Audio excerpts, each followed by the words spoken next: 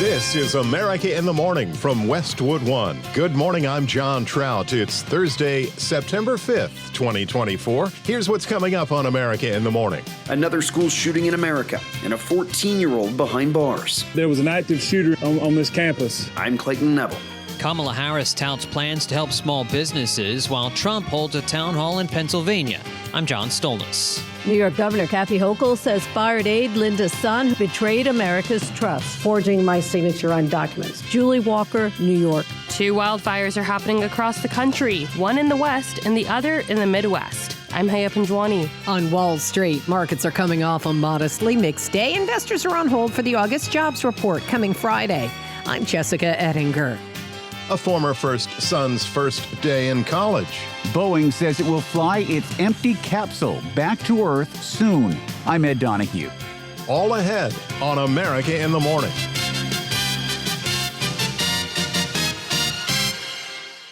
Mass shooting at Apalachee High School in Georgia. 2 teachers and 2 students were gunned down after classes began yesterday morning. Correspondent Clayton Neville reports a 14-year-old who was armed with an assault rifle is in police custody, preparing to face murder charges. Apalachee High School is about 40 miles northeast of Atlanta. My heart hurts for these kids. My heart hurts for our community. But I want to make it very clear that hate will not prevail in this county. Barrow County Sheriff Judd Smith. At about 9:30 this morning, we received the first call that there was an active shooter on this campus. A widespread response from local, state, and federal authorities. Chris Hosey is director of the Georgia Bureau of Investigation. There are 4 individuals who are deceased from this incident. 9 that have been taken to local hospitals with various injuries. Of those that are deceased, 2 are students and 2 are teachers here at the school. A community now grieving the loss of those 2 students and 2 teachers. And as for the gunman, we do have a suspect in custody. 14-year-old Colt Gray charged in the killings, a student at the high school. He never really talked. He was pretty quiet. He wasn't there most times. Either he just didn't come to school or he just would skip class. But even when he would have talked, it was one-word answers or just short statements. This Apalachee student spoke with CNN and said that she wasn't surprised to learn Gray was the shooter. Just because when you think of shooters and how they act or things that they do, it's usually the quiet kid or that's a stereotype for it to be, and he was the one that fit that description in our class. Family members of the victims now beginning to speak out. One woman taking to social media to identify her father as a coach and teacher at the school as one of the 4 killed. And one of the teenagers gunned down is said to have been an autistic student. The state plans to pursue charges against the 14-year-old suspect as an adult. I'm Clayton Neville. Vice President Kamala Harris hunkers down in Pittsburgh for the next few days to prepare for next week's debate. Meantime, Donald Trump was in Harrisburg for a town hall with Fox News. John Stolnis has the latest on the campaigns. Are you ready to have your voices heard?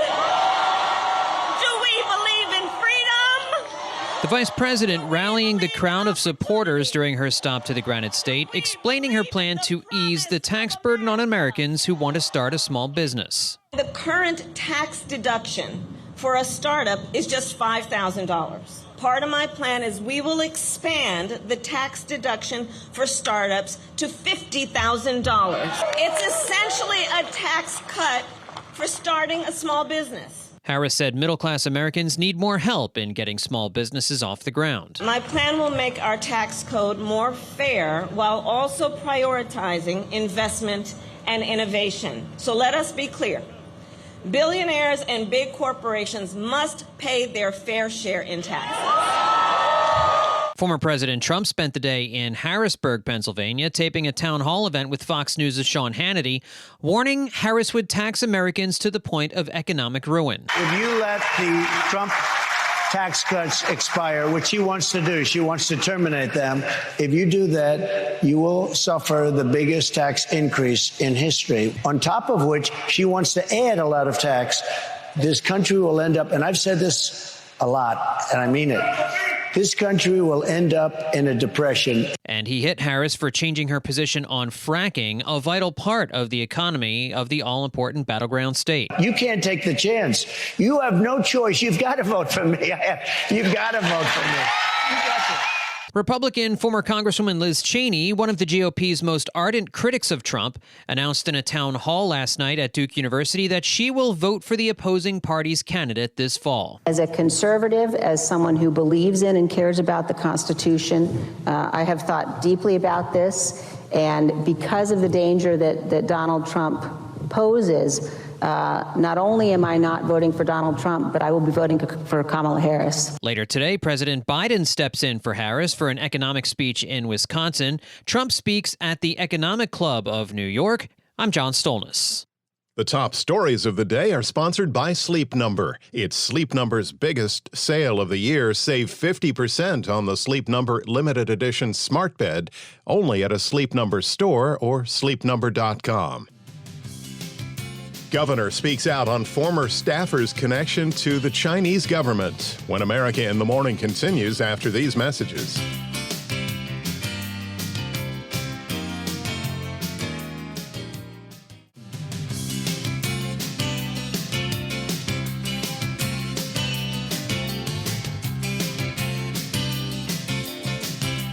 Welcome back. You're with America in the Morning. High heat continues in the west. Here's the nation's forecast from AccuWeather.com meteorologist LaTroy Thornton. A potent area of high pressure intensifying and expanding over the southwest today will present an all-too-familiar result for the west as a heat wave builds for many away from the coast, from central in eastern Washington and Oregon to western and central Idaho, and points southward across Nevada, interior California, and western Arizona. Temperatures through at least Saturday can present both an increasing risk for heat-related illnesses among the typically sensitive groups and the potential for some daily record highs to fall, with very dry conditions expected in most or all of the west today.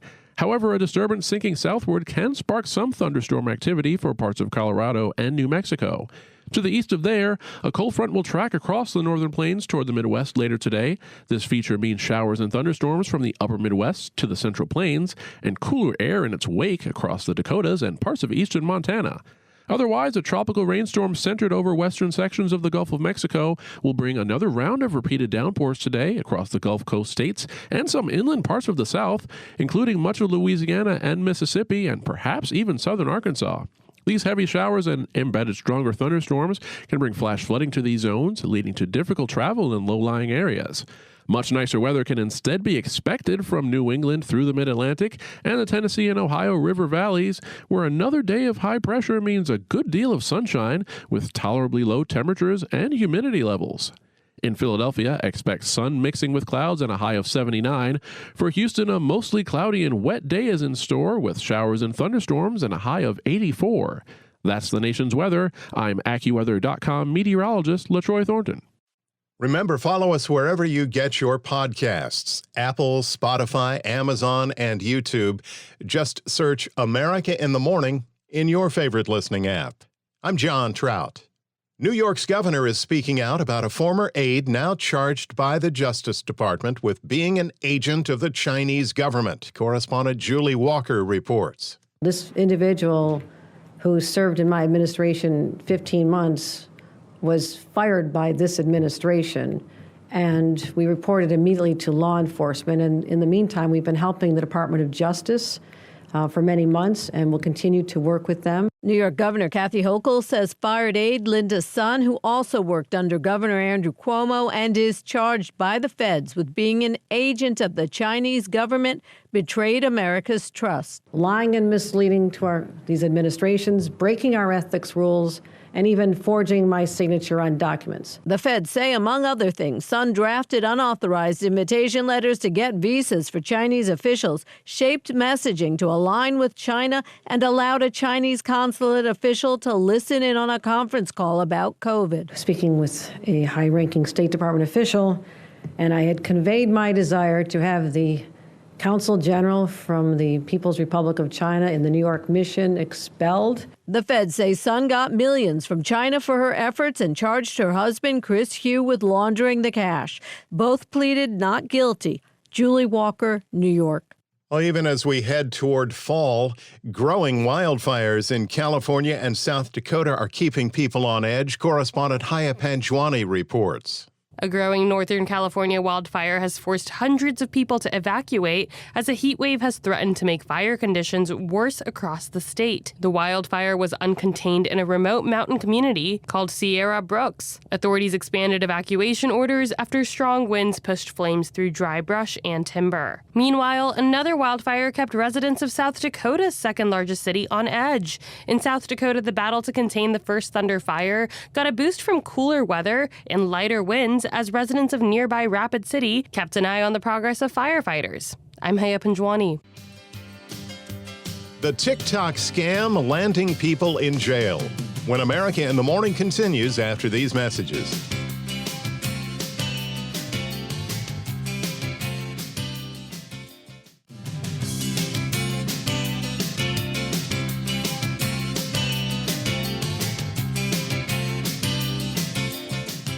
Welcome back. You're with America in the Morning. The Business Report is brought to you by Fisher Investments. Fisher Investments has a team of specialists in investing, financial planning, estate planning, and more. Learn more at FisherInvestments.com. With today's read on Wall Street, here's CNBC's Jessica Ettinger. On Wall Street, markets are coming off a modestly mixed day. Investors are on hold for the August jobs report coming Friday. I'm Jessica Ettinger. Wall Street opens this morning after a seesaw day yesterday, but the swings were modest. The Dow actually finished higher after that ugly slide on Tuesday. Some investors are waiting for the latest on jobs coming tomorrow morning with the August Labor Department employment report. September is traditionally the worst month for stocks, but just because they tanked on Tuesday and had a mixed day yesterday doesn't mean it has to be a losing month for the markets. Last 8 times S&P began the month with a 1% decline. It was higher 4 weeks later. Yeah. All 8 times. Yeah, it's right there. And it definitely, it's not game over once the month starts that way. CNBC's Mike Santoli and Carl Quintanilla. NVIDIA shares were down 1%. It's denying a Bloomberg report that the Department of Justice has subpoenaed the AI chip maker. As the U.S. remains the biggest oil producer in the world, U.S. crude fell below $70 a barrel yesterday to its lowest since last year, $69.20 a barrel. Right now, oil is down. Now negative for the year. And if you're wondering, oil's fall really is for a variety of reasons that include record U.S. production, disappointing recovery in China's economy, overproduction from OPEC, at least for now, and a big bearish position from oil traders, betting that oil prices will fall even more. CNBC's Brian Sullivan. Of course, this means prices at the pump could be going even lower.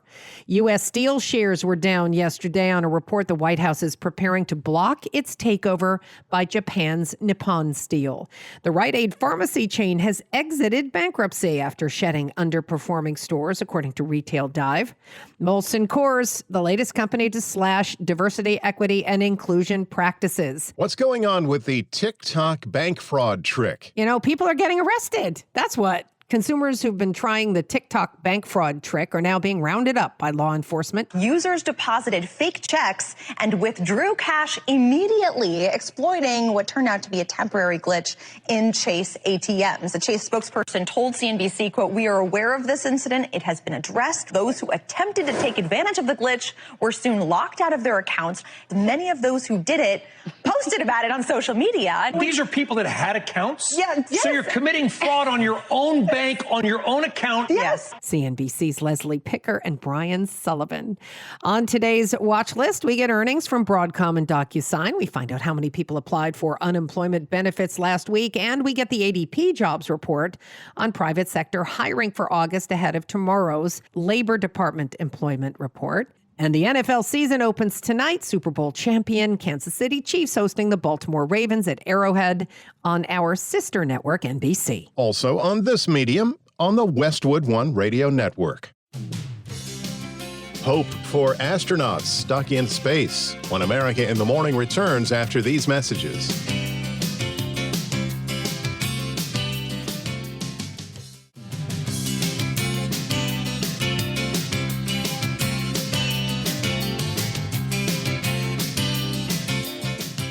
Welcome back. You're with America in the Morning. The first day of the fall semester for students at New York University included thousands of new arrivals and one with Secret Service protection. Former President Donald Trump's youngest son, Barron, spent his first day on the campus in Lower Manhattan with a backpack over his shoulder and flanked by Secret Service agents. Barron Trump will be attending the Stern Business School. It is believed that Donald Trump's son will not be living on campus, but instead his family's home at Trump Tower in Midtown Manhattan. And while most of us continue to find firm footing here on Earth, there are those who keep reaching for the stars. Good news for Boeing is that their capsule stuck in space with technical issues will soon be returning to Earth. As for the astronauts it carried, Correspondent Ed Donahue says they'll have to spend much more time away from home than planned.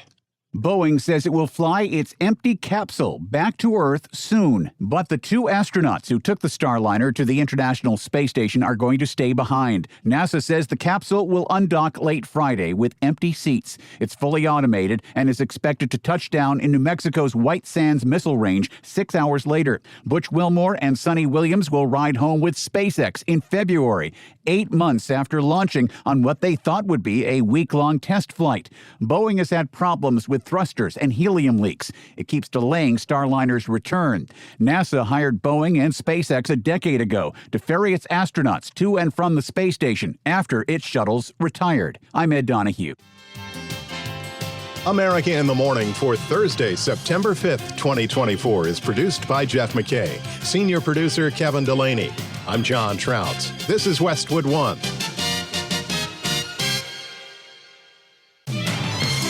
This is America in the Morning from Westwood One. I'm John Trout. Coming up this half hour.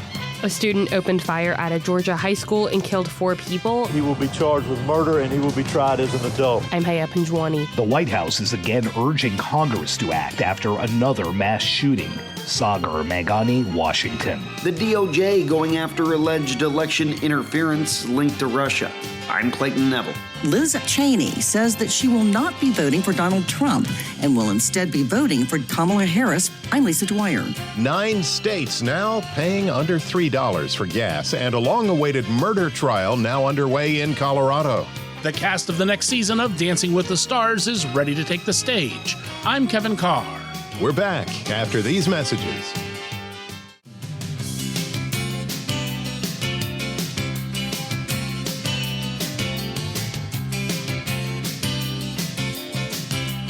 Welcome back, and thanks for listening. You're with America in the Morning. At the National Weather Map, AccuWeather.com meteorologist LaTroy Thornton has more showers in store for the southern plains. As a tropical rainstorm continues to spin over the western Gulf of Mexico today, yet another day of frequent downpours can be expected near and along much of the coastline from Texas to the Florida Panhandle, bringing the risk for both flash flooding due to localized intense rainfall rates and travel disruptions, as the rain may come down hard enough in spots to overwhelm storm drains. Some thunderstorms can be locally severe as well, with some particularly strong wind gusts, but rain is by far the biggest threat with these heavy showers and thunderstorms.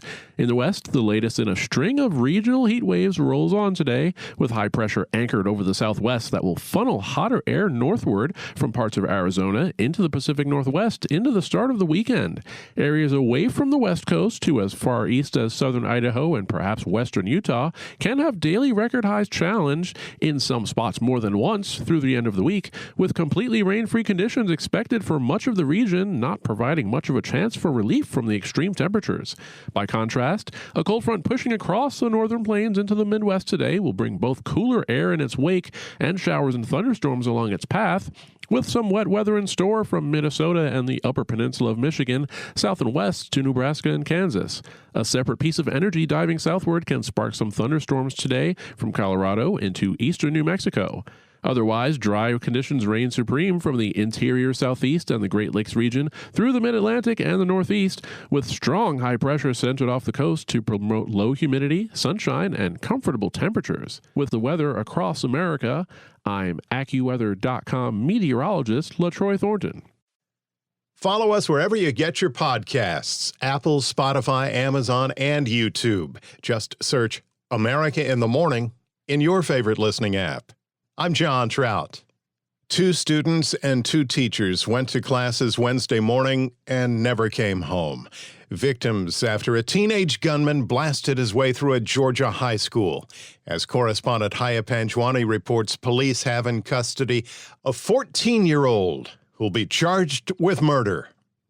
Once we heard it was a shooting, all my classmates, we actually were scared and we barricaded the class. We put desks and chairs at our door and built it up so nobody can get in. Then we all were just quiet waiting. He messaged me and said that there was an active shooter and that he was scared and that he wasn't joking.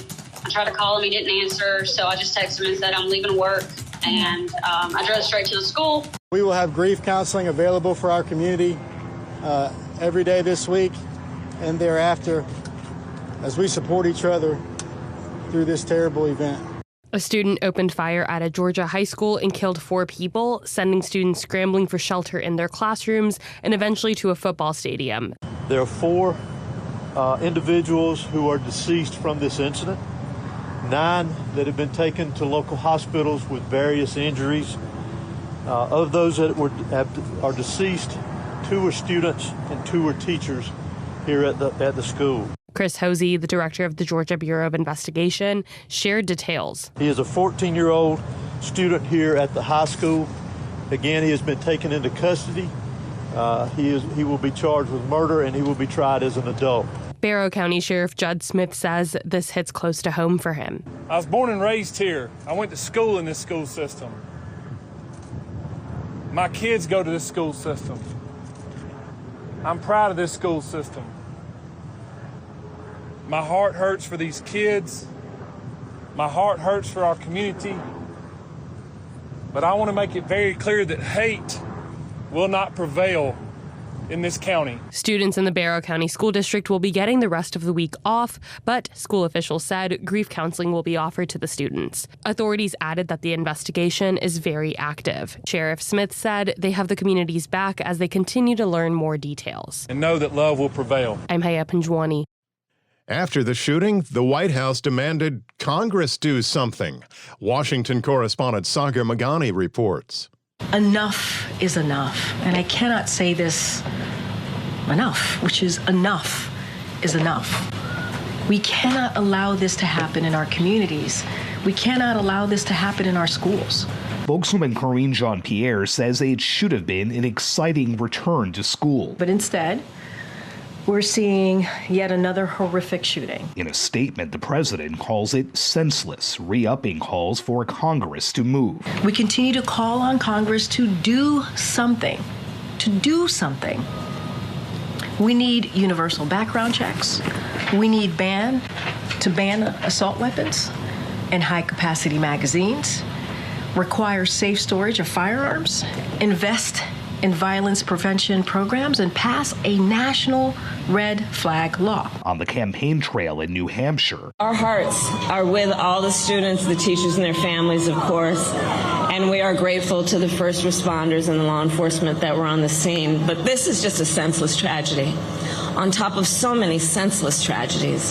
Vice President Harris says it's outrageous that parents have to send kids to school and then worry about them coming home alive. And it's just outrageous that every day in our country, in the United States of America, that parents have to send their children to school worried about whether or not their child will come home alive. Sagar Magani, Washington. The United States is targeting what the Biden administration calls Russian government-sponsored efforts to sway public opinion ahead of our nation's November election. Correspondent Clayton Neville reports. U.S. Attorney General Merrick Garland with an announcement on behalf of the Justice Department. The American people are entitled to know when a foreign power is attempting to exploit our country's free exchange of ideas in order to send around its own propaganda. The DOJ charging 2 employees of the Russian-backed media network RT with conspiring to commit money laundering and violating the Foreign Agents Registration Act. RT and its employees, including the defendants, implemented a nearly $10 million scheme to fund and direct a Tennessee-based company to publish and disseminate content deemed favorable to the Russian government. It's an outlet the world has known plenty about. The company ceased its formal operations in the United States, and the European Union, the UK, and Canada banned RT's broadcasting.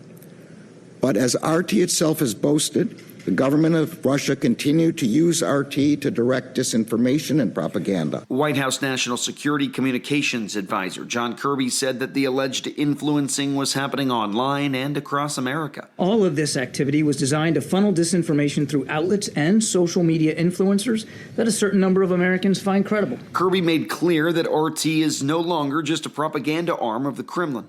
It is being used to advance covert Russian influence actions. The State Department also unveiling a new policy restricting visas for employees of Kremlin-supported media groups tied to crimes listed in the RT indictment. Now, the Treasury Department also sanctioned a popular pro-Russian hacktivist group that it says is headed by Russian intelligence officers. I'm Clayton Neville. Cheney dumps Trump.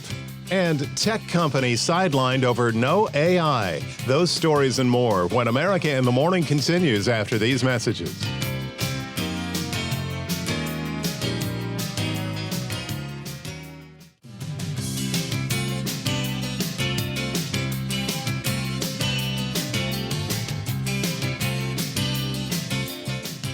Welcome back. I'm John Trout. This is America in the Morning. A former top member of the GOP House of Representatives says she will not be casting a vote for Donald Trump in the November election. Correspondent Lisa Dwyer reports that Liz Cheney announced she'll put her support behind Democrat Kamala Harris. Cheney was a conservative Republican who co-chaired the House committee investigating the January 6, 2021 attack on the U.S. Capitol. She became an outspoken critic of Trump. Trump then targeted her Wyoming seat during the 2022 Republican primaries, which Cheney then lost. Cheney has remained vocal about the danger that she says Trump poses to democracy and warns voters that if they want to stop Trump, they do not have the luxury of writing in another candidate or voting for a third party. I'm Lisa Dwyer. Follow-up to a story we brought you. A Chicago man is behind bars charged with what police are calling the execution killings of 4 commuters on an early morning train. Pamela Furr has the latest. Ronnie Davis is facing 4 counts of first-degree murder, a judge ordering him to remain jailed until trial. He's accused of shooting at point blank 4 commuters as they slept on 2 separate train cars at around 5:30 a.m. local time on Monday. Forest Park Mayor Rory Hoskins. This was an incredibly unfortunate act, a criminal act, a loss of life that we all grieve for. The motive for the shootings is unknown at this time. Here's Cook County State's Attorney Kim Fox. It is horrific. We want answers. Right now, we don't have an answer as to why anyone would engage in such a heinous act. Law enforcement used the surveillance camera network to track Davis and found him on board another train around 7 a.m. on Monday. He was carrying a bag with a handgun and ammunition in it. Police say it matched the weapon in 5 shell casings found aboard the train cars. Local media is reporting Davis's hands also tested positive for gunshot residue. He's due back in court September 27th. I'm Pamela Furr. Also from the courts, a long-delayed trial finally gets rolling this week for a man who killed 10 people in a supermarket in Boulder, Colorado. Correspondent Jennifer King has that story. No one disputes that Ahmad Al-Aliwi Alisa opened fire at a King Soopers supermarket in Boulder, Colorado in 2021. He's pleading not guilty by reason of insanity to 10 counts of first-degree murder, 15 counts of attempted murder, and other offenses. Survivor Emily Giffen recalled that fateful day. He went hunting in a barrel full of fish.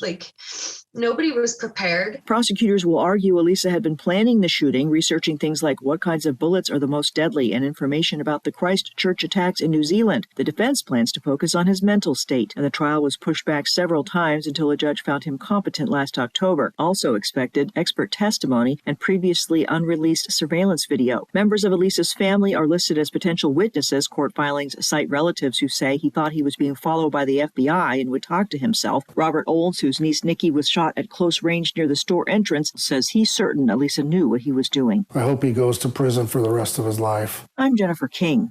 Gas prices continue to drop across the nation. AAA says the nationwide average price for a gallon of regular stands at $3.31, down 16 cents from a month ago and 50 cents from a year ago. Mississippi has the lowest gas price in the nation, averaging $2.84, and is one of 9 states with gas averaging under $3 a gallon. Hawaii and California both have the highest prices at the pump in the nation, averaging $4.65, and are now the only 2 states with gasoline above the $4 mark. Oil analysts believe the price of gas will drop below the $3 average by the end of the year, as the U.S. remains the top daily producer of oil in the world. America in the Morning continues. One of the oldest tech stocks to be listed as a blue-chip powerhouse may be losing its blue-chip status after failing to embrace the AI craze. Chuck Palm has that in today's Tech Report.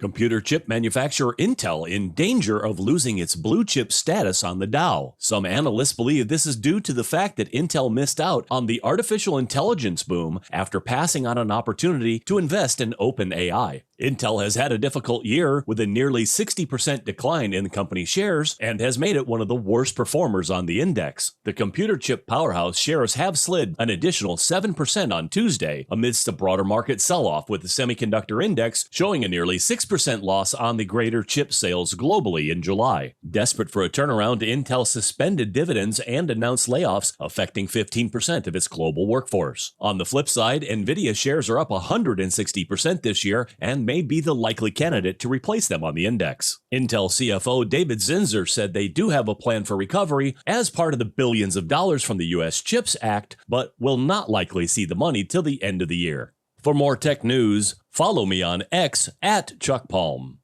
Gearing up for the NFL season, here's our Robert Workman with a check of sports. Baseball Wednesday, the Cubs shut out the Pirates 12-0 as Shota Imanaga and 2 relievers combined on the 4th no-hitter of the season. The rookie lefty went 7 innings, fanning 7 and walking 2. Nate Pearson and Porter Hodge each threw a perfect inning in relief, and the offense pounded out 17 hits. This was the first no-no by the Cubs at home since 1972. Milt Pappas just missed a perfecto 52 years earlier, almost to the day. Diamondbacks over the Giants 6-4. Zach Gallen fired 6 no-hit innings. Mets smashed the Red Sox 8-3 for their 7th straight win. Jesse Winker with a grand slam. I was just happy I hit it up in the air. I was just trying to bring Frankie in, get a run across, and obviously was happy it got up and got out. White Sox snapped a 12-game skid with a win over the Orioles. Royals down the Guardians to end a 7-game losing streak. Phillies bopped the Blue Jays. Kyle Schwarber matched Alfonso Soriano's Major League record with his 13th leadoff homer of the season. Mariners harpooned the A's. Everyone in the Seattle lineup had at least 1 hit and scored a run. Reds scored 9 times in the first and sailed past the Astros. Rays used an 8-run 4th to trample the Twins. Braves topped the Rockies. Rangers ripped the Yankees. Angels drubbed the Dodgers. Extra inning wins for the Padres, Marlins, and Cardinals. Another stunner at the U.S. Open. 6-seed Jessica Pegula upset number 1 Iga Swiatek in straight sets to advance to her first Grand Slam semifinal. She'll meet unseeded Karolina Mukova of Czechia. Also tonight, another American, 13-seed Emma Navarro, plays in her first major semifinal against number 2 Aryna Sabalenka. And the 105th season of the National Football League kicks off tonight in Kansas City. The Super Bowl champion Chiefs against the Baltimore Ravens. That's Thursday Sports. Thank you, sir. When we return on America in the Morning, actor Alec Baldwin, not out of the woods yet, after these messages.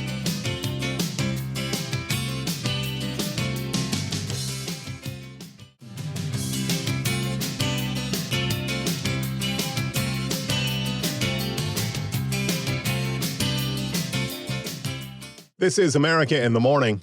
A New Mexico prosecutor wants a judge to reconsider dismissing the involuntary manslaughter charge against actor Alec Baldwin in the Rust case. Correspondent Margie Zaraletta is following details. Halfway through Alec Baldwin's trial in July, Judge Mary Marlowe Summer dismissed the case, saying police and prosecutors withheld evidence from the defense. Special Prosecutor Carrie Morrissey says in a court filing made public on Wednesday, there were insufficient facts to support that ruling, and Baldwin's due process rights were not violated. In 2021, Baldwin was pointing a gun at cinematographer Helena Hutchins during a scene rehearsal for the movie Rust when it went off, killing Hutchins and wounding director Joel Souza. I'm Archie Zaraletta. Amazing what you can find if you look in those places you store things. Correspondent Julie Walker has one such item, a masterpiece painting found in an attic that sold for over 7 figures. An artwork by Rembrandt discovered in a Maine attic has sold for $1.4 million to a European collector. The 17th century portrait of a girl by the Dutch artist depicts a teenage girl in a black dress with a white ruffled collar and a white cap. It was painted on an oak panel and mounted in a hand-carved gold Dutch frame. A label on the back of the frame attributed the work to Rembrandt, noting it had been previously loaned to an exhibition in 1970 at the Philadelphia Museum of Art. I'm Julie Walker. There are some familiar and also some unexpected faces for the new season of Dancing with the Stars. Kevin Carr has the story. A new set of stars will be hitting the dance floor on ABC.